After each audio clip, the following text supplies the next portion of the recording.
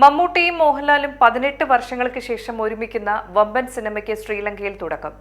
സിനിമയിലെ കണ്ണഞ്ചിപ്പിക്കുന്ന താരനിരയിൽ ഫഹദ് ഫാസിൽ, കുഞ്ചാക്കോ ബോബൻ, നയൻതാര തുടങ്ങിയവരുമുണ്ട്. മഹേഷ് നാരായണൻ സംവിധാനം ചെയ്യുന്ന മൾട്ടി സ്റ്റാർ ചിത്രം മലയാളത്തിലെ ചെലവേറിയ സിനിമകളിൽ ഒന്നാകും. മോഹൻലാലാണ് ഭദ്രദീപം കൊളുത്തിയത്. കോ പ്രൊഡ്യൂസർമാരായ സുഭാഷ് ജോർജ് മാനുവൽ സ്വിച്ചോണും CR സലീം ആദ്യ ക്ലാപ്പും നിർവഹിച്ചു.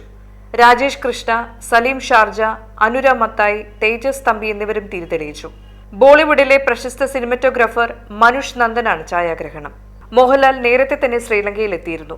കഴിഞ്ഞ ദിവസം മമ്മൂട്ടിയും കുഞ്ചാക്കോ ബോബനും വന്നതോടെ മലയാള സിനിമ കാത്തിരിക്കുന്ന വമ്പൻ പ്രൊജക്ടിന് തുടക്കമായി. ആൻഡ്രൂ ജോസഫാണ് നിർമ്മാതാവ്. കഥയും തിരക്കഥയും മഹേഷ് നാരായണന്റേതാണ്. ശ്രീലങ്കയ്ക്ക് പുറമെ London, Abu Dhabi, Azerbaijan, Thailand, Visakhapatnam, Hyderabad, Delhi, Kochi എന്നിവിടങ്ങളിലായി 150 ദിവസം കൊണ്ടാണ് ചിത്രം പൂർത്തിയാക്കുക.